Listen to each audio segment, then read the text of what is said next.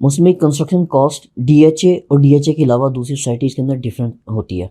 लेकिन बाज़ मरतबा ऐसे होता है कि वहाँ का कवर्ड एरिया और यहाँ कवर्ड एरिया में 200 या 150 स्क्वायर फीट का फ़र्क होता है, लेकिन कॉस्ट का बहुत ज़्यादा डिफरेंस आ जाता है। इसको आप कैसे देखते हैं? हम क्लाइंट को ये बात कैसे समझाएँगे? अल्हम्दुलिल्लाह टीम ओवरसीज़ डीएचए में पिछले 15 साल से घर बना रही है। लेकिन डीएचए ने जो पिछले 3-4 साल में स्टेप्स लिए हैं ना, हाउस कंस्ट्रक्शन को लेके, उनको वो तारीफ़ के काबिल है। ऑल्दो बड़े ठेकेदार ऐसे थे मार्केट में जिन्होंने डीएचए के इन स्टेप्स के अगेंस्ट बड़ा एहतजाज किया, लेकिन डीएचए 1 इंच पीछे नहीं हटा अपने स्टांस से।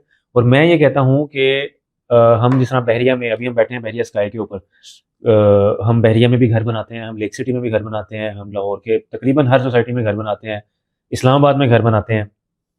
ये सारे जो बायलॉज़ हैं ना कंस्ट्रक्शन के, वो डीएचए को कॉपी करना चाहिए बाकी भी सोसाइटीज़ को। अच्छा, अब ये वो बायलॉज़ क्या है, वो स्पेसिस से रिलेटेड नहीं है, वो बायलॉज़ हैं कंस्ट्रक्शन की क्वालिटी से रिलेटेड। फॉर एग्ज़ाम्पल, डीएचए ने मस्ट किया हुआ है कि आपने जो फॉर्मवर्क है वो स्कैफोल्डिंग वाला यूज़ करना है, और उसके ऊपर आइदर आप लोग स्टील की प्लेट्स यूज़ करेंगे या मेरीन प्लाई यूज़ करेंगे, और उसके नीचे जो वर्टिकल सपोर्ट्स होंगी वो स्कैफोल्डिंग के पाइप्स होंगे, वो लकड़ी के बाँस के फट्टे नहीं, वो नहीं होंगे, वो यस। कच्ची शटरिंग नहीं होगी।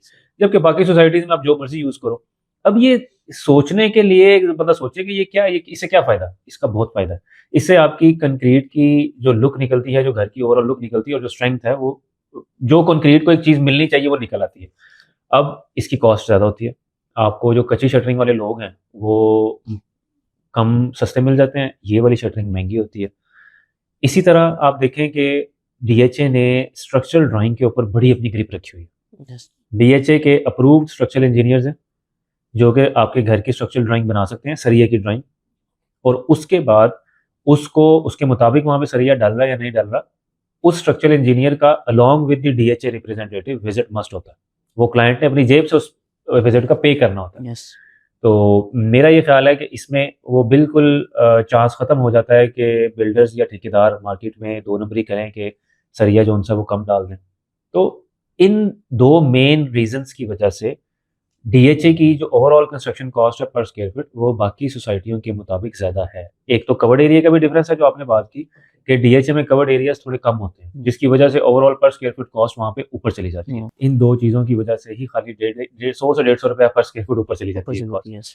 तो ये बड़ा अमाउंट है। आपको पता है कि अगर आज हमारा ग्रे स्ट्रक्चर का रेट 3000 चल रहा है, हुँ, हम अगर वो कहें 3150, क्यों जी उसमें ये 2 चीज़ें हैं, तो लोग कहेंगे यार ये तो बहुत ज़्यादा 150 रुपया। ये तो आप अगर बात करें एक कनाल के घर पे, तो ये तो तकरीबन 10-15 लाख की बात जाती है। तो जबकि इसका फ़ायदा बहुत है, आपको पे बैक बहुत है इसका।